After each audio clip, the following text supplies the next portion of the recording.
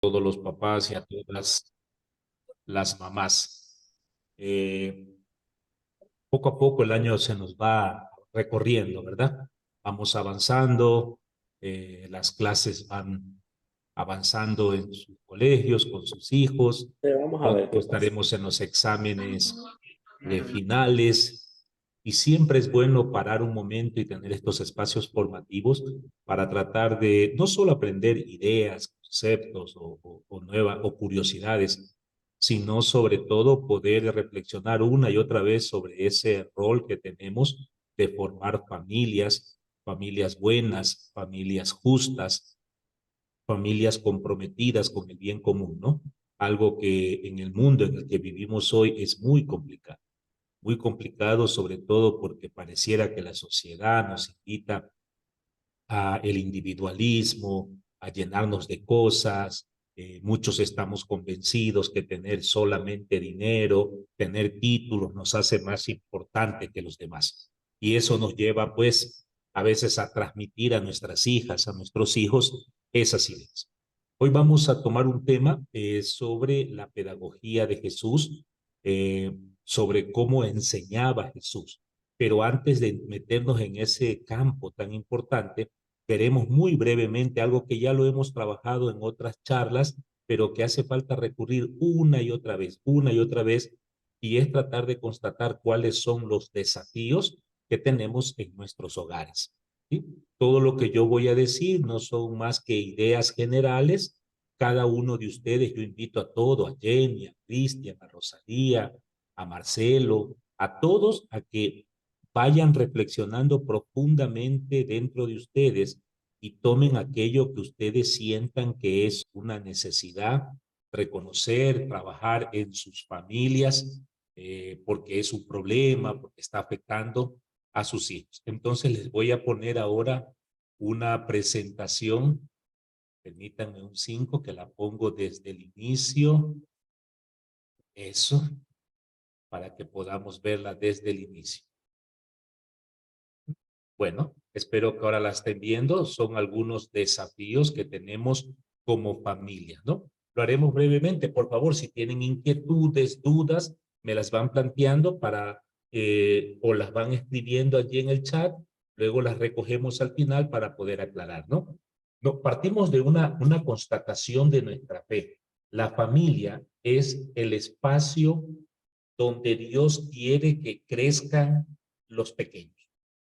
¿Sí? No nos vamos a meter a discutir si la familia siempre será papá, mamá, hijos o si hay otros modelos. Yo no me meto en ese tema. Lo que yo creo es que a ratos sí necesitamos de un ambiente familiar, donde los hijos crezcan, porque es allí donde se va formando la personalidad de cada uno de nosotros. Ahí es donde vamos aprendiendo valores. Allí es donde vamos aprendiendo normas de comportamiento, ¿verdad? Es allí donde nosotros podemos enseñarle a un hijo a decir siempre la verdad o le enseñamos a un hijo a mentir. Es allí donde le enseñamos que la basura hay que botarla en los tachos correspondientes por respeto a los demás, por respeto a la comunidad, o usted mismo le da testimonio de que la bota donde sea. Entonces, es ese espacio de la familia muy importante como nos sostienen los textos bíblicos, ¿no? Así que la tarea de la iglesia, la tarea nuestra es formar familias que no solamente sean cuatro paredes. A veces pensamos que lo más importante es tener la casa. Claro que la casa es importante, pero si esa casa no es un hogar, si esa casa no es una iglesia doméstica, no sirve para nada. ¿Sí? A ratos uno puede no tener un espacio físico grande como uno le gustaría, pero puede vivir con respeto, con diálogo, con escucha, con acogida, y eso resulta más importante. ¿Mm? Las familias están sufriendo muchas amenazas, amenazas internas y amenazas externas, que necesitamos por lo menos reconocer.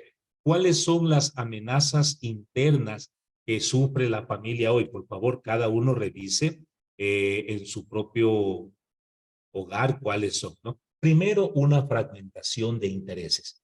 En muchas familias, a veces vivimos 4 o 5 personas y cada uno tiene un interés distinto y no buscamos un objetivo común, una meta a la que queremos llegar como familia, a la que nos preocupamos todos, cada uno desde su rol, ¿no? Como papá, como mamá, como hijo, en algunos casos como hermanos, a veces como abuelitos porque viven en casa, sino que cada uno es un mundo. ¿Cómo se refleja a veces eso? ¿Cuántos hogares a veces tenemos 2, 3, 4 televisores en casa? Porque cada uno quiere ver algo distinto y terminamos separándonos para verlo de la televisión por separado, ¿no? Segundo, problema de la familia, cabezas que piensan por separado, ¿no? El esposo que tiene unas ideas, que no las comparte con su esposa, sino que las quiere imponer, la esposa que piensa distinto. A veces esto se ve reflejado en el hecho de que la mamá le dice al hijo que no tiene permiso para salir a jugar y el papá le dice, ándate nomás, yo te doy permiso, y cada uno por separado. A veces a las reuniones del colegio suelen ir muchas veces solo la mamá, el papá no se da por enterado, esas son cuestiones de la mamá, etcétera, etcétera, ¿no? Un tercer problema que tenemos es que muchas veces vivimos juntos, aunque espiritualmente estamos divorciados, porque nos hemos acostumbrado como familias a que lo mejor es no discutir, no pelear, pero tampoco a buscar confrontar nuestros problemas, dialogarlos, buscar soluciones. Entonces, sencillamente llegamos, no hablamos, mantenemos silencio, entramos, salimos, si llega bien, si no llega tan bien, vivimos divorciados aunque estamos juntos. Y finalmente, muchas de nuestras familias, y creo que será el caso de muchos de los que estamos aquí, vivimos una fe sincrética. ¿Qué se entiende por una fe sincrética? Bueno, básicamente una fe sincrética es que creemos en Dios, pero algunos podemos creer también en la brujería. Algunos creemos en los demonios. Algunos creemos en los muertos. Algunos creemos en la hechicería. Nos olvidamos lo que nos dice la palabra de Dios, ¿no? Si Dios está con nosotros, nada está con nosotros. La verdadera fe es confiar plenamente en el Señor de la vida. Y sin embargo, pues sí, a veces vamos a misa, pero también recurrimos a hechicerías, a amuletos y a otras cosas que lejos de alimentar nuestra fe nos ponen con mayor conflicto. También tenemos algunas amenazas externas, ¿no? Por ejemplo, el consumismo. A través de los medios de comunicación se nos dice que hay que cambiar de televisión, que ya empiezan las eliminatorias, entonces su televisor ya es muy chiquito, que no da colores, que han salido otros, que mayor imagen, que mayor sonido, y empezamos a comprar, ¿cierto? Nos dicen que hay que comprar de todo, que hay que cambiar de celular, que hay que cambiar de carro, que hay que utilizar una ropa de determinada marca, y los costos, los gastos, hace que muchas familias terminen prácticamente cada mes cobrando su salario solo para cubrir las deudas que tiene pendiente. Luego tenemos el pansensualismo, ¿sí? Yo recuerdo cuando era estudiante de colegio, eso de la pornografía era una cosa de alguna manera no desconocida, porque sí la conocíamos, pero era lejano a nosotros. Yo hablo del Guayaquil de los años finales de los años 80, 90, que es cuando yo vivía en Guayaquil. Habían algunos cines pornográficos en Guayaquil, los que tienen más edad, los mejor los recuerdo, pero hasta ahí llegábamos. Hoy, la pornografía, el erotismo barato, lo tenemos todos en ese aparatito que tenemos todos en este momento al lado nuestro, que se llama celular. Y eso va distorsionando el respeto al cuerpo propio y al cuerpo del otro. Eso distorsiona las relaciones. La otra persona no es vista muchas veces como un ser humano, sino como un objeto sexual, un objeto al cual nosotros podemos abusar. Otra amenaza externa es la indiferencia, ¿no? Esto sobre todo ahora, en esta situación de violencia que vive nuestro país. Nosotros ya nos encerramos en nuestra casa, ¿no? No es de extrañar que usted escuche que en la esquina están robando y usted lo que hace es cerrar las cortinas, cierren bien las puertas y no nos metamos, ¿no? Porque eso no es problema nuestro. Vemos algún accidente y no intervenimos. A lo mucho se nos despiertan, son como las ganas de sacar nuestra cámara y ponernos a filmar lo que vemos, ¿no? Como esa morbosidad de querer tener un video de lo que vemos, pero no atender las necesidades. Y finalmente, un problema externo muy fuerte es el secularismo. ¿Qué es el secularismo? La pérdida del espíritu religioso. ¿cierto? Madres de familia, padres de familia, hijos, que ya no vamos a misa, ya no rezamos, ya no comulgamos, ya no nos confesamos. Y si lo hacemos es muy esporádicamente, por Navidad, por Semana Santa, que por ahí hay un bautismo, ¿no? Y sentimos que ya no nos hace falta. Nos llenamos de unas excusas baratas, ¿no? Ah, es que el padre es pecador. Bueno, yo también soy pecador. Y como pecador no me gustaría que me estén condenando, me gustaría que me acojan, que me ayuden a cambiar de vida. ¿Mm? Mientras más nos alejemos de nuestra fe, tengamos la certeza, Gabriela, que más problemas vamos a tener y no sabremos cómo solucionarlos, porque lo más importante del problema muchas veces no es la solución. Escucha bien lo que voy a decir. Lo más importante cuando uno tiene problema es, aún antes de buscar la solución, tener paz en el corazón. La mayoría de nosotros frente al problema huimos. Algunos se suicidan, otros se emborrachan, otros agarran sus cosas y se van de la casa. ¿Sí? Y eso no nos ayuda. Son diferentes problemas, ¿no? La Biblia ya nos hace alguna advertencia sobre todas estas experiencias, ¿no? Juan 10:10 advierte a las familias sobre los odios que matan. Sí, a veces yo he visto mamá Lourdes que se enojan con su hija y le dicen, es que tú eres una mentirosa. Y yo digo, oiga, Lourdes, cuidado. Dígale a su hija que usted está molesta con la mentira, que usted aborrece, usted odia la mentira, pero no le diga a su hija mentirosa, porque no solamente está odiando la mentira, sino que transmite su odio también a su hija. Es mucha eso la diferencia, ¿no? A veces perdemos el control y agredimos, ¿no? Yo alguna vez le decía a unos padres y madres de familia, tómese por lo menos 30 segundos y antes, si es que quiere castigar a su hija, a su hijo Gabriela, antes de hacerlo, por lo menos hágase la pregunta, ¿cuál es la razón por la que lo voy a castigar? ¿Es suficiente motivo? Y explíqueselo.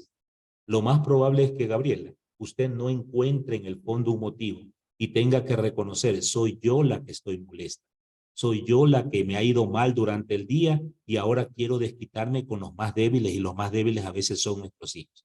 Eso la Biblia nos advierte, ¿no? Nos advierte también el libro de Job sobre ese consumismo y ese erotismo que puede llevarnos a perder el control, ¿no? Porque a veces por el consumo terminamos, ojalá que nuestras deudas sean por estudios, por salud, por alimentación, pero a veces nos endeudamos por un televisor, por un carro, a veces ni siquiera alcanzamos a pagar los estudios de nuestros hijos porque sencillamente nos dio el gusto, el placer de que yo quería viajar. O lo que le puede pasar a muchos varones, que un fin de semana se reúnen con los amigos, ni siquiera controlan sus propios gastos y terminan gastándose parte de su sueldo en una borrachera. Y luego el resto del mes la familia a sufrir. ¿Mm? El descuido moral y espiritual, ¿no? El dar ejemplo. Yo les hago siempre una pregunta, ¿no? Lourdes, perdónenme que nombre a algunos de ustedes, pero son los que tienen la cámara encendida y trato de verlos y conversar con ustedes. Pero Lourdes, Gabriela, háganse una pregunta. ¿A usted le gustaría que su hija, su hijo, empiece a hacer en este momento lo que usted está haciendo? Y si usted dice, no, hay cosas que yo estoy haciendo que no me gustaría que mi hija haga, entonces empieza a trabajar sobre eso. Corrija, porque al final los hijos no hacen otra cosa que reproducir lo que hacemos los adultos. Miren, yo no tengo evidencia científica, pero tengo una intuición hace mucho tiempo. Y de hecho, cada una, sobre todo invito a las mujeres presentes, ¿no? Que hagan esta reflexión. Toda mujer, al final de los días, termina casándose con un hombre que le recuerda a su papá. Toda mujer termina casándose con un hombre que le recuerda a su papá. Eso quiere decir, padres de familia, varones aquí presentes, trate de ser usted un caballero, un hombre íntegro, un hombre que respeta a su hija, que le da valor, que le da su espacio, para que cuando su hija crezca y se quiera casar, no se vaya a enamorar de cualquier pelafustán irrespetuoso, vago, que no trabaja, sino que su hija pueda decir, el ejemplo de mi papá fue de respeto y de trabajo, así que el que se quiera casar conmigo tiene que ser un hombre respetuoso y trabajador, por lo menos. ¿Sí?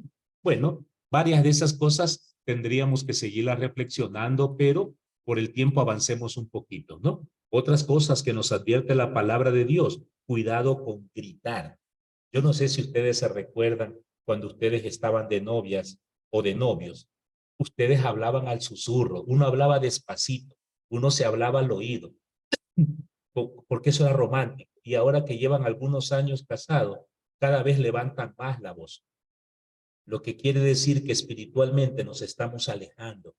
Antes estábamos uniditos, estábamos tan abrazaditos que nos hablábamos al oído con susurros. Ahora cada vez gritamos más. Y mientras más se grita, más nos vamos a ir alejando, ¿no? Y cada uno al alejarse empezará a hacer lo que le dé la gana, y ya no me importa a mí, yo no tengo nada que ver, etcétera, ¿no? Terminamos ignorando al otro y quizás el momento más grave es que terminamos muchas veces traicionando, no solamente a nuestra pareja, terminamos traicionando nuestra promesa, esa promesa que hicimos de amarnos, de cuidarnos, de protegernos. Cuando usted, Señor, le decía, es que yo tengo miedo que tú luego me vayas. No, mi amor, yo te prometo que te voy a amar hasta ser viejito, hasta cuando ya no tengas muelas te voy a amar. De eso nos olvidamos. Y no deberíamos olvidarnos de esas experiencias. Todo eso a veces empieza con un grito, ¿no? ¿Qué peligros tienen nuestros hijos hoy? Varios. Nuestros hijos hoy necesitan experimentar un nuevo nacimiento. Yo siempre procuro en estos momentos contar parte de mi experiencia, ¿no? Yo vengo de una generación de familia que en los últimos 100 años nadie estudiaba, todos pensaban que el fin de la vida era exclusivamente casarse, trabajar o medio tratar de sobrevivir.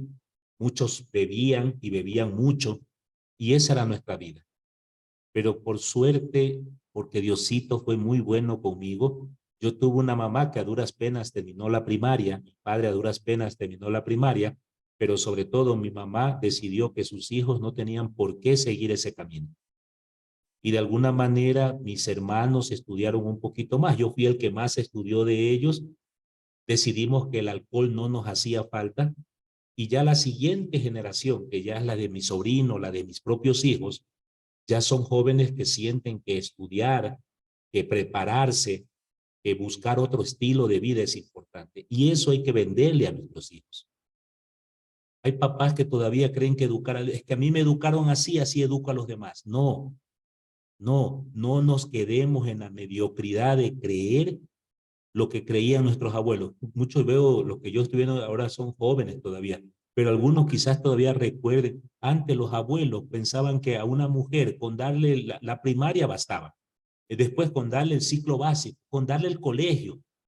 Hoy no vale, hoy tenemos que esforzarle por motivarlos a que vayan a la universidad, que se preparen, que estudien, que vean otro mundo distinto al que vivimos nosotros, ¿no? Eso es darle un propósito en sus vidas, porque tienen que saber que papá y mamá no somos eternos y que el mayor proyecto que podemos tener con nuestros hijos es ayudarles a que sus alas crezcan fuertes, vigorosas, para que se vayan a volar.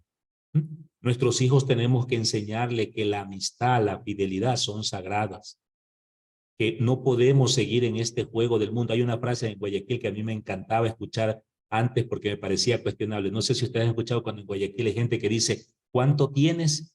¿Cuánto vales? Nada tienes, nada vales. No, hay que romper con eso. El otro vale porque es ser humano. Y al ser humano hay que respetarle la dignidad. A los hijos hay que enseñarle que la palabra es sagrada, que si usted prometió, usted tiene que cumplir. Obviamente, ¿eso qué significa, Elizabeth? Que si usted le promete a su hijo, cúmplale. Gabriela, usted le prometió a su hijo comprarle un cuarto de pollo o un encebollado porque sacó buenas notas. Cúmplale, por favor, cúmplale. Pero si usted le prometió también darle un par de nalgadas porque se portó mal, cúmplale, por favor. Que sus hijos sepan que cuando mamá, papá dicen algo, eso es palabra de Dios, eso es palabra sagrada. Así aprenderán a respetar, ¿no? Y de paso también enseñarle a los hijos que tienen que aprender a sacrificarse. La vida es un sacrificio. Hay papás que cometen un error, ¿no? Le dan todo a sus hijos. Y cuando uno le pregunta, ¿pero por qué lo mismo está? Es que yo no tuve.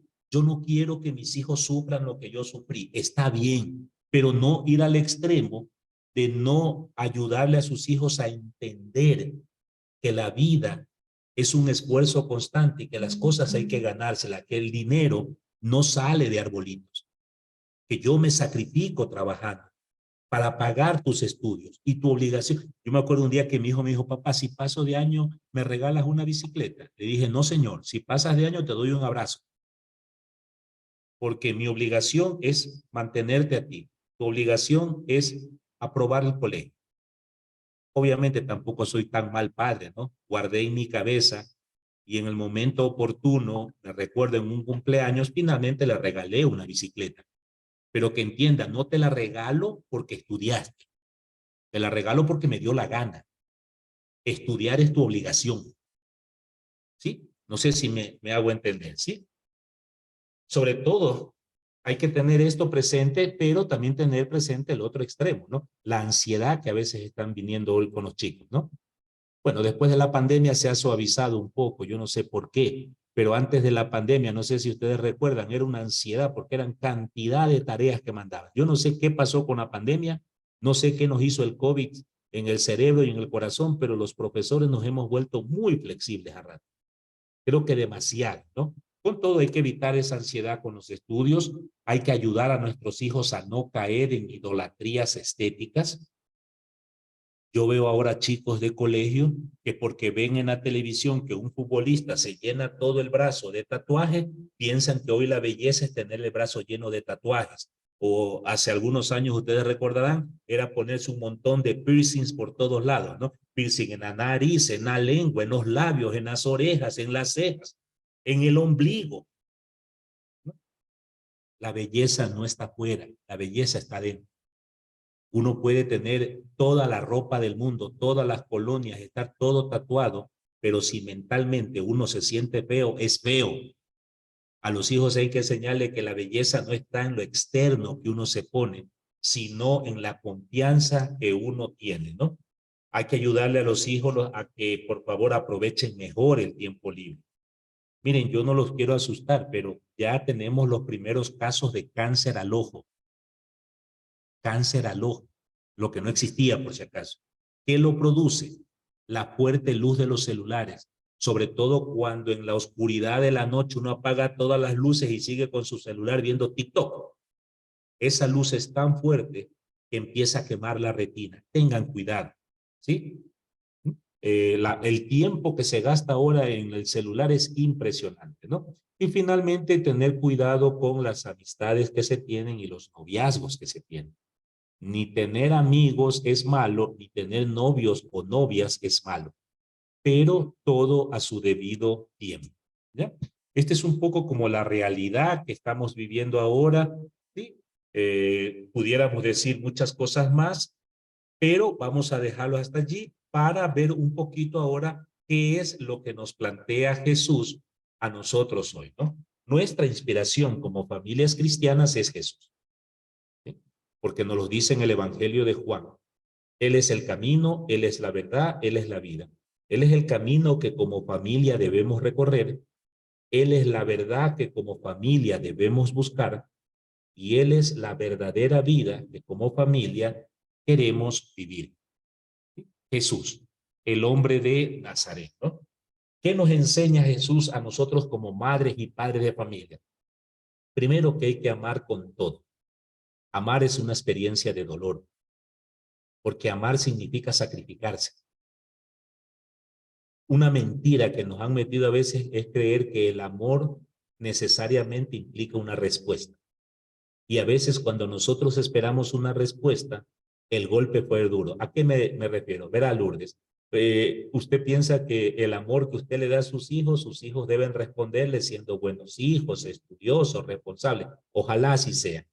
Pero que su hijo le saque malas notas, que su hijo se porte algún día mal, que su hijo no responda a sus intereses, no puede significar, Lourdes, que usted tendrá que dejar de amarlos. Por el contrario, vuélvalos a amar y más fuertemente. Eso es amor genuino. Como dirían los scouts, en la ley de los scouts, la ley de los scouts decía el primer mandamiento de la ley scout, ¿no? Hay que amar al otro sin esperar recompensas. porque amar al otro genuinamente es valorarlo como persona. Cada persona, cada uno de ustedes que están aquí, y yo, y Lauren, somos un misterio.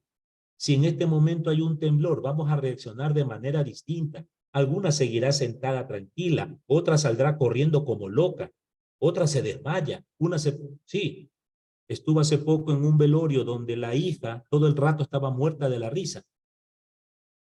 Y hay que entender que no es que se ríe porque estaba contenta porque su mamá se había muerto, sino porque su carácter no le daba para expresar su dolor con llanto, sino con risa. Es lo que se llama una risa nerviosa. ¿Sí? El verdadero amor entiende que el que está al frente mía, Elizabeth, Gabriela, Lourdes, ustedes son un misterio y que amarlas es respetarlas. No tienen por qué pensar igual a mí. Mi hijo no tiene por qué pensar igual que mí. Mi esposa no tiene por qué pensar igual que mí. Por el contrario, porque pensamos distintos, es que apostamos a amarnos y a cuidarnos. ¿Sí? La clave de Jesús, hablar con discreción, con ternura. Quizás el ejemplo más bonito de Jesús es cuando se entera, ya sospecha que uno de sus amigos lo va a traicionar y los invita a comer la última cena que tiene con sus discípulos, ¿no? Y según el Evangelio de Juan, Jesús, después de darle la comunión a Judas con mucho respeto, con ternura, con discreción, le dice: Judas, lo que tienes que hacer, hazlo. Yo no te voy a impedir, porque te respeto todo lo que tú eres, ¿no? Finalmente Jesús es paciente y tolerante. Sus discípulos, a mí siempre me causa risa, los discípulos ven que Jesús hace milagros, levanta muertos, cura ciegos, multiplica panes y no le creen. Y Jesús no por eso se desespera, sino que una y otra vez vuelve a empezar. ¿Y cuántas veces nosotros, madres y padres, al primer error de nuestros hijos, ya nos vamos desesperando? Y si le sale mal la tarea, ya le vamos dando un coscacho, o lo vamos pellizcando, o le rompemos la hoja, ¿sí? O yo he escuchado incluso madres de familia que le dicen: ay, es que tú eres bruto como tu padre. Oiga, primero su hijo no es bruto, y después, ¿por qué se mete con el papá? Pues aprender a ser tolerantes también con los hijos. ¿Cómo fue la pedagogía de Jesús? ¿Qué nos puede enseñar Jesús para unas relaciones familiares sanas? Bueno, algunos elementos. Primero, Juan 10, 1, 21. Aprender a ser buen pastor. Jesús dice que el buen pastor conoce a la oveja, la cuida y la llama por su nombre. Y llamarla por el nombre no es solamente decir, tú te llamas Elizabeth, tú te llamas Gabriela. No, no.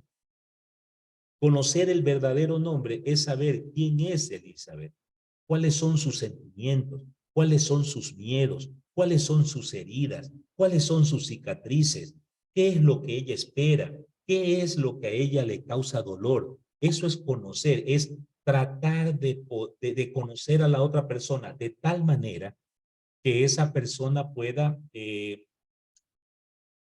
sentirse acogida. Yajaira había levantado la mano, vi. ¿Quería hacer una pregunta o solo se le levantó la manita? Creo que solo se le levantó.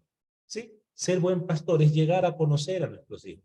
Antes yo me acuerdo, mi mamá, uno llegaba del colegio, había hecho alguna travesura y mi mamá me miraba y me decía: ¿qué pasó? Y yo: nada, mami, ¿qué pasó? Cuénteme. Porque la mamá de uno lo conocía. La mamá de uno sabía dónde tenía lunares, a qué era uno alérgico, qué le gustaba comer, qué no. Y a mí me extraña que hoy muchas mamás no conocen a sus hijos. Sus hijos han tenido problemas. Miren cuántos casos de bullying se dan a veces en los colegios y no nos damos por entrar. Nos enteramos cuando la situación ya se sale de control, cuando ya la cosa, y ahí recién, porque los profesores nos llaman, nos enteramos. La razón, pues porque ahora trabajamos mucho más, tenemos más responsabilidades, nos comprometemos en tantas actividades que no conocemos nuestro núcleo familiar. No lo conocemos. Segundo, el amor, que hemos dicho hace un rato, un amor extremo. Jesús es un maestro que les dice a sus discípulos que no hay amor más grande que dar la vida por el otro. Y yo no sé si estarán de acuerdo conmigo, pero vivimos en una sociedad donde el amor lo damos a cuentagotas. Yo una de las cosas que más cuestiono muchas veces es cuando los psicólogos, los educadores nos dicen en una charla que nosotros tenemos que darle calidad de tiempo a nuestros hijos. Y yo repudio esa idea. Gabriela, su hija, su hijo no necesita su calidad de tiempo. Su hijo necesita cantidad de tiempo, todo el tiempo posible. Porque uno no sabe cuándo un hijo va a reventar, va a tener problemas, va a entrar en crisis. Y ojalá que cuando entre en una dificultad, usted esté allí para decir, aquí estoy a tu lado. No te voy a solucionarle a veces el problema porque el problema es tuyo, pero aquí estoy a tu lado. Miren, yo alguna vez cuando ya fui papá, ya tenía mis hijos, son muy seguiditos, los tuvimos bien seguiditos, ¿no? Apenas tienen 1 año y 9 meses de diferencia, no menos, como 1 año, 3 meses de diferencia. Bien rapidito los tuvimos, para salir rápido dijimos. Pero cuando yo ya tenía mis 2 hijos, un día me puse a pensar, todo papá y mamá tenemos 3 frentes de batalla, ¿cierto? Tenemos la familia, tenemos el trabajo y tenemos la vida social. Y el tiempo no nos alcanza. Alguno de los 3 deberá sufrir las consecuencias. Y entonces, mamás, papás que están aquí presentes, usted finalmente es el que tiene que decidir quién va a pagar los platos rotos de la falta de tiempo. Usted decide si son sus hijos los que van a perder. Usted decide si es el trabajo el que va a salir afectado o si son los amigos. Usted tiene que escoger. Porque usted, como diría Jesús, no puede amar a 2 señores. O ama a Dios o ama al dinero, dirá Jesús. Si lo decimos hoy con palabras más actuales, o usted ama a su familia o usted ama a sus amigos, pero no los puede servir a 2. Escójalo. Además que los hijos son tan rápidos. Yo, mi experiencia es que no sé en qué momento se me pasó la vida, porque cuando me doy cuenta lo que veo son 2 jóvenes que hoy se ponen uno al lado del otro y casi que me quieren llevar de la mano porque aunque yo no me siento todavía ancianito, no sé por qué mis hijos piensan que yo ya estoy muy viejito. Entonces al cruzar la calle ya no soy yo el que les agarra, antes yo les daba el dedo para que se agarren y pasarlo a la calle. Ahora ellos me toman del brazo para pasar. La vida cambió. Y a veces uno sueña con volver a tener los niños chiquitos, pero ya no, la vida sigue hacia adelante. Amor extremo es apostar. Cada uno de los presentes pregúntese, ¿usted le está entregando a su hijo, a su hija, a su esposo, a su esposa, a su familia todo el tiempo o no? Tercero, enseñar con autoridad. Autoridad moral, no autoridad legal. Me explico, ¿cuál es la autoridad legal? La autoridad que ordena porque yo soy el que manda, porque yo soy el que tiene plata, porque yo soy el adulto. Por último, porque yo soy tu mamá y a tu madre la respetas.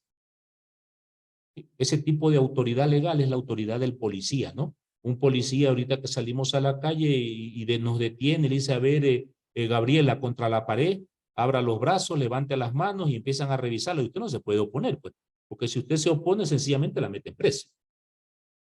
Y uno puede estar dentro de uno insultando a ese policía, porque yo no lo quiero, pero obedezco, ¿no? A veces esa autoridad legal puede ser la del profesor que se quiere imponer porque soy el profesor y si no me haces caso te pongo serio y mando a llamar a tu representante. Entonces uno por miedo se vuelve respetuoso, callado, no hace relajo, pero apenas el profesor da la espalda, volvemos a lo mismo. Eso es autoridad legal. No, aquí hay que enseñar con autoridad moral. ¿Cuál es la autoridad moral? Esa que nace cuando la otra persona llega a respetarnos porque somos testimonio de lo que estamos diciendo. Si yo digo a mis hijos que hay que creer en Dios, la única forma que ellos tienen de saberlo es viéndome asistir a la iglesia cada domingo.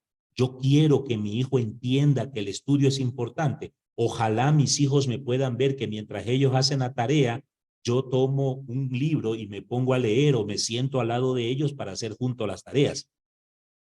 Yo quiero que mi hijo aprenda a respetar a las mujeres. Lo mínimo que debo hacer es respetar a la mamá, pues, respetar a las hijas, respetar a las mujeres que voy viendo por la calle. Yo quiero que mi hijo aprenda el valor del trabajo, que me vea trabajador. Los hijos no aprenden mire, usted mismo, usted si se pone a reflexionar en su vida, usted no aprendió de consejos. Es más, la mayoría de los consejos que nos dieron de pequeño nuestros padres, nuestros profesores, nuestros catequistas, ya nos hemos olvidado, pero uno recuerda testimonios, para bien o para mal. Uno recuerda lo que hacía mamá con uno. Uno recuerda lo que hacía el papá con uno. Y eso es lo que realmente nos marca. Eso se llama enseñar con autoridad. Otra novedad de Jesús en su pedagogía que nos puede ayudar a la familia es que Jesús enseña con parábolas. ¿Qué son las parábolas? No son esos cuentos, ¿eh? No son esos cuentitos que a veces nosotros le contamos a los hijos hasta para meterle miedo, ¿no? ¿Eh? Esos que tenían moralejas, ¿no? No, no es eso. No es eso.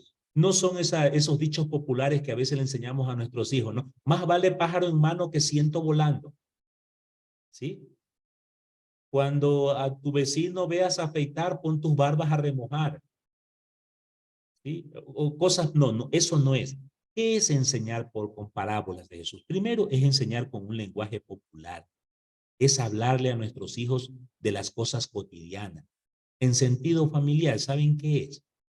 A mí me duele que muchísimos jóvenes no tienen memoria, raíces del amor de sus padres, porque nunca se lo contamos. Con toda la verdad, así conocí a tu madre, esto fue lo que me gustó de ella, esto me gustó de tu papá, esto no me gustaba de tu papá. Una vez salimos y nos fuimos a comer y no teníamos plata, casi nos meten presos. Esas cosas que uno se puede reír, que son las cosas cotidianas, son las que verdaderamente enseñan. Yo sé que a veces tenemos miedo, a veces nos causa un poquito hasta de vergüenza que mi hijo se vaya a enterar cosas que yo hice con el papá cuando éramos enamorados. Pero si usted tiene valentía, cuénteselas. Cuénteselas para que diga, mira, yo hice esto, no fue correcto, pero te las cuento para que tú no las hagas. Eso es una parábola. Es contarle las cosas del día a día, lo que va aconteciendo, porque en la vida diaria, en lo que usted ve en su casa, yo acabo de ver hace un rato aquí una persona que fue, no sé si se iba a trabajar o qué, se acercó a la señora, le dio su besito en la boca, se fue, veo hijos que caminan por atrás sin ropa, eso es la cotidianidad y eso es bueno, porque esa es la vida diaria, ¿ya? Enseñar con parábolas, enseñar con preguntas. Les cuento una anécdota para poder explicar eso, ¿no? Yo alguna vez, cuando mi hijo recién iba a la escuelita, entonces regresaba y un día almorzando yo le pregunté a mi hijo, ¿qué te enseñaron hoy? Mi hijo tenía 5 añitos, ¿eh? Me dice, hoy me enseñaron algo que tú no sabes. Y yo le digo, a ver, ¿qué? A ver, tú no sabes lo que hay en los dientes. Y yo, papá medio moderno, inmediatamente pues me acordé de todo lo que sabía y empecé a contarle que en los dientes había pues encías, que había nervios, que había huesitos, tratando de explicarle todo lo que hay en una boca y él me quedó mirando y me dijo, no, en la boca hay caries. Y hasta ahí llegó mi enseñanza de maestro. Y ese día entendí con Jesús que con los hijos es mejor preguntar. Más que dar respuestas, preguntar y no tengamos vergüenza, papás y mamás, si algún día tenemos que decirle a un hijo, no sé. Porque hay cosas que no sabemos, ¿no? Hay cosas que yo estudié en el colegio, por ejemplo, eso del álgebra de Baldor, eso del trinomio cuadrado perfecto. No sé si ustedes acuerdan esa barbaridad que uno hacía en el colegio de la famosa miscelánea. ¿Ya? Ahora cuando me preguntan eso, yo no sé. A veces me traen las fórmulas de química. Yo le digo, mijo, yo la única que me acuerdo es H2O, que era agua, no me acuerdo más. Y tengo que decir, no sé. Y les pregunto. A veces mis hijos me dicen, papá, no sé, ¿tú qué piensas? Muchas veces tienen respuesta correcta y simplemente se les abraza y se les reconoce. Muy bien, lo has hecho muy bien. Eso es correcto. Otras veces no tienen y entonces allí sí podemos aclarar. Jesús es un maestro que nunca responde preguntas. Jesús siempre está haciendo preguntas a la gente. Miren, les pongo un ejemplo. Viene un hombre y le dice, maestro, ¿cuál es el mandamiento más importante? Y Jesús no le responde, sino que le devuelve la pregunta. ¿Qué te dice la Biblia? A ver si sabes tú mismo. La Biblia dice que debo amar a Dios y amar al prójimo. Muy bien, de eso se trata. Vete tranquilo, ya lo aprendiste. Eso tendríamos que aprender. Pregunten. Les aseguro que incluso están cultivando algo muy importante que es la autoconfianza, la estima en su propio hijo de saber que él puede responder. Ya pasó esa época. Me imagino que muchas de ustedes se van a sonreír ahora cuando les recuerde que ya pasó la época en que a su hija, a su hijo le mandaban a hacer una tarea en la escuela y usted se pasaba hasta las 10 de la noche haciéndosela. Que había que ponerle la nota a usted. Sí, no, la tarea es de su hijo. Si usted quiere, quédese sentada a la mesa. Yo te acompaño. Te hago compañía para que no te duermas. Pero ayúdame. No, señor, la tarea es suya. Yo ya estudié. Ánimo. Tú puedes. Yo en mi casa tenemos una palabra prohibida. En mi casa está prohibida utilizar la expresión no puedo. Ahí sí el papá se enoja mucho. Eres un hombre inteligente, eres un hombre capaz. ¿Cómo me vas a decir que no puede? Es que ya lo hice y no me salió. Pues hazlo de otra manera. Pero tú puedes. No me digas que no puedes. ¿Mm? Enseñar con preguntas.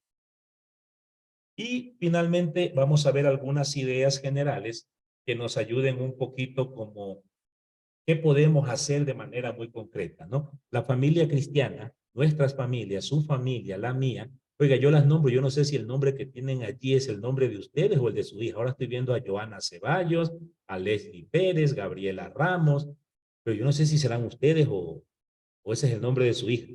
Bueno, pues yo las llamo como están. Joana, te llamas Joana. Bonito nombre, bonita sonrisa. Gracias, Joana. ¿Mm? Su familia, Joana, está llamada a ser una comunidad. La palabra comunidad viene de comunión, común unión, donde todos remamos hacia el mismo objetivo, cada uno con tareas distintas. A veces papá y mamá tenemos que trabajar, los hijos tienen que estudiar, pero cada cierto tiempo nos unimos para reflexionar, discernir, evaluar cómo vamos avanzando. Esa es la única manera de crecer todos juntos como familia. Y es evaluarlo todo, ¿no? Es evaluar el estudio, los comportamientos. ¿Mm? Vean que no hay cosa más bonita que poder sentarse y darle libertad a un hijo para que lo corrijan a uno. Entonces, la mamá, el hijo puede decirte, es que mami, tú a ratos gritas mucho, tú pierdes la paciencia y me tratas mal. Bueno, y si usted, mamá, papá, tiene que reconocer y decir, bueno, te pido perdón, me he equivocado, trataré de no hacerlo. Pero yo también tengo algo que decirte, mijito. Y es que me molesta que tú todos los días te levantes y no tiendas tu cama. Yo no soy tu empleada para estarte tendiendo la cama. ¿Eh? Eso, eso es en el fondo lo que la familia debería hacer. ¿Cómo manejar esas relaciones familiares? ¿Mm? Primero, aprendamos a escuchar. Miren, Dios por algo nos dio solo una boca y dos orejas. Y si usted se mira a sus orejas o mira a mis orejas, si yo me arrancara las orejas, imagínese que me arranco las dos orejas y ahora junto mis dos orejas se forma un corazón. Escuchar activamente es algo más que oír. Oír es un ejercicio físico en el que el otro hace unos sonidos con su boca que nuestro cerebro la relaciona con un significado, ¿no? Entonces yo digo, qué sé yo, tortilla, he hecho un sonido. Mi cerebro inmediatamente identifica tortilla con un signo y simplemente oído. Pero detrás de la palabra tortilla puede haber la necesidad de decir tengo hambre. Y yo no usé esa palabra, pero puedo interpretarlo. Escuchar activamente no es solo escuchar lo que dice la boca. Escuchar activamente a veces es ver lo que dicen los gestos, lo que dicen los silencios, lo que dicen movimientos. Hay 20, usted nunca le ha pasado, ¿no? Yo no sé si la pantalla me alcanza a ver, voy a bajar un poquito para que vea. Usted nunca ha discutido con alguien que inmediatamente cruza los brazos y se le pone así. Y le dice, a ver, dime, habla que te escucho. Ya, este solo gesto de ponerse así, ya le está diciendo a usted, me vale un soberano huevo lo que usted diga. O esas mamás que le ponen una cara de policía sin sueldo y le dicen, entra, entra, entra, no te voy a pegar, pero pasa. Uno dice, mamá, tu boca dice que no me va a pegar, pero tu cara me está diciendo que apenas entre me vas a masacrar, pues. Y por eso los hijos no entran. ¿Sí? Aprender a escuchar es algo mucho más de fondo. Es escuchar con afecto. Y si usted siente que va a reventar, respire profundo. Cuente hasta 1.000.000 si hace falta. Pero nunca responda cuando está enojado. Enojados podemos decir cosas muy duras y aunque después pidamos disculpas, ya la herida quedó. Pues. ¿Sí? ¿Cuántas veces? Miren, yo conozco en Guayaquil, yo tengo un amigo mío en Guayaquil que tiene una pequeña empresa de mudanzas. Él se dedica a cambios de casa cuando la gente se cambia. Él presta todo el servicio desde empacar, embalar las cosas para que no se dañen, tiene sus camioncitos y traslada y deja las cosas en otra casa. Y el logo de los papeles de su empresa es un burrito, un burrito. Yo al inicio pensé que era un burrito en señal de que el burrito es trabajador y cosas así, ¿no? Pero un día conversando con mi amigo le pregunté de por qué había escogido el burrito y me contó la historia y fue dolorosa. Él me decía, no, lo que pasa es que mi papá desde chiquito siempre nos trató de burros.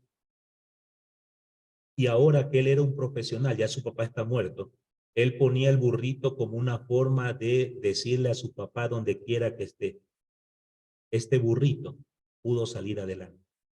Y si tú me hubieses dado un poquito más de cariño, ¿qué más hubiera hecho yo? Doloroso.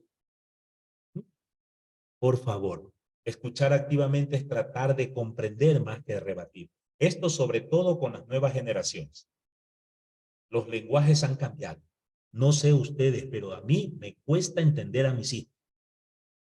Usan las mismas palabras que yo usaba, pero hoy tienen otro significado. Un ejemplo que yo a veces pongo es, algún día cuando mi hijo tenía como 15 años, 16 años, llego a la casa y me lo encuentro sentado y le digo, ¿qué haces? Dice aquí que estoy esperando mientras reviente ese arroz. Tengo un arrocito en bajo. Yo pensé que como hacíamos en Guayaquil antes, que cuando ya el arroz reventaba, uno le ponía, ¿se acuerda? Esa tapa para que el arroz se granee. Entonces me subo rápido a mi habitación a cambiarme para ayudarle a mi hijo, pues en la cocina. Y me encuentro con la mamá y le digo, Jenicita, por favor, no hay que dejar a los niños solo mientras cocinan, se pueden quemar. Me dice, ¿qué cocina si aquí nadie está cocinando? El muchacho me acaba de decir que tiene un arrocito ya en bajo, reventando. Y se pegó una risotada. Yo no entendía que en el lenguaje de mis hijos tener un arrocito en bajo significaba que se le había declarado a una niña y estaba esperando la respuesta. Yo cada vez que hablo con mis hijos, y les sugiero que lo hagan ustedes, cada vez que me cuentan algo, cuando termina de hablar, le digo, ¿puedo hacer un resumen? Le digo, a ver, lo que entendí fue esto, esto y esto. Y no me extraña que mi hijo me diga, no, no entendiste, no es eso lo que te quise decir. Ah, bueno, explícamelo, explícale a este pobre hombre que no entiendo tu lenguaje. Porque hoy hablan de otra manera. Entonces, es tratar primero de entender antes de ponerse a hablar. ¿Eh? Tratar de repetir a ver si logramos entenderlo. Eso es muy importante para poder solucionar como algunas dificultades que tenemos, ¿no? Luego, los problemas que tenemos, pues hay que solucionarlo. Cuidado con tomar la actitud del avetruz, ¿no? El avetruz, cuando ve un problema, lo único que se le ocurre es meter la cabeza debajo de la tierra para no verlo, aunque lo mate. No, los problemas están y los problemas hay que enfrentarlos y hay que solucionarlos. ¿Qué tenemos que hacer en familia? Escoger, hacer una jerarquía de los problemas. ¿Cuál es el fundamental? ¿Qué criterios nos pueden ayudar? Siempre el problema de la familia es más importante que mi problema personal. No sé si les ha pasado a usted que alguna vez le fue mal en el trabajo, tuvo una discusión con su jefe y usted llega a casa medio cabezón por ese problema, pero llega a casa y se entera que su hijo tuvo una dificultad en el colegio. ¿Qué es más importante en este momento? ¿Que todos se pongan a llorar por mi problema o que yo deje a un lado mi problema por un momento y me preocupe más por el más pequeño de la familia? Luego hay que buscar soluciones, ¿no? Con todo respeto lo digo a las mujeres, no se vayan a enojar conmigo, pero ustedes las mujeres son campeonas en ahogarse en un vaso de agua. Su hijo hace algo y empiezan con una cantaleta, ¿no? Ay, Dios mío, ¿yo qué hice para merecer esto? Yo que tanto les he amado, así me pagan. Sí, ya, yo estoy pagando ahora todo lo que hice de niña. Dios mío, Virgencita, Cristo del Consuelo, ya llévame al cielo. Arman un escándalo ahí, por el amor de Dios. Quejarse no soluciona. Hay que buscar soluciones, buscar aportes, soluciones que sean consensuadas. Ojalá llegue un momento en que ya los hijos pueden intervenir y decirle, vea, vamos a buscar esta solución al problema. Estamos de acuerdo todos para que todos se sientan partícipes de la situación. Esto sobre todo para mamá y papá, regular emociones. No se solucionan problemas cuando estamos enojados. ¿Sí? Hay que aprender a tomar conciencia de nuestros sentimientos. ¿Está usted ahorita tranquilo? ¿Está molesto? ¿Está enojado? ¿Está con envidia? ¿Está con celos? Yo hace algún tiempo atrás le decía a la madre de mis hijos, es que estoy celoso. Y ella me decía, pero si no he hecho nada, es que yo no digo que tú has hecho algo. Yo en ti confío. Estoy celoso porque yo no sé quiénes son tus amigos. Y no te lo digo porque te estoy reclamando, ni mucho menos. Mi respeto a ti, mujer. Pero quiero que sepas que en este momento tengo esta inseguridad.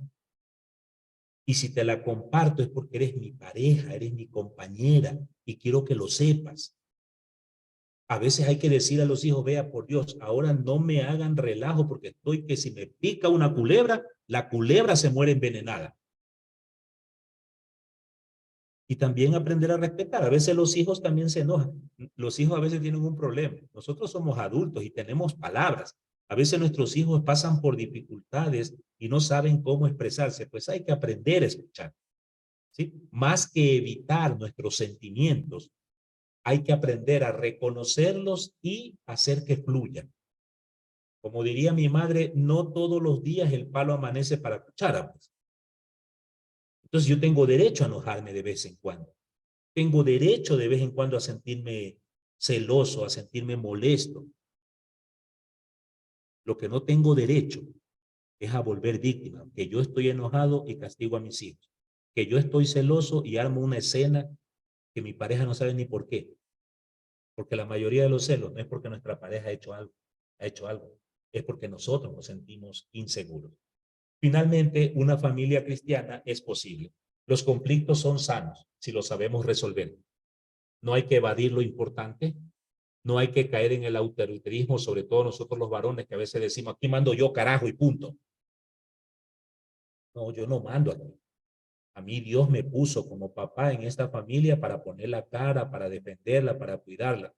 Pero yo no soy el dueño ni de mi esposa ni de mis hijos. ¿Sí?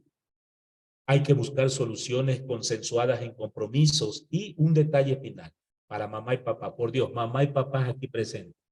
Por favor, sean monolíticos. ¿A qué me refiero? Si mamá dijo se van a la casa, a la cama a dormir, papá dice se van a la cama a dormir. Cuidado. A ver, Bianca, quería preguntar algo.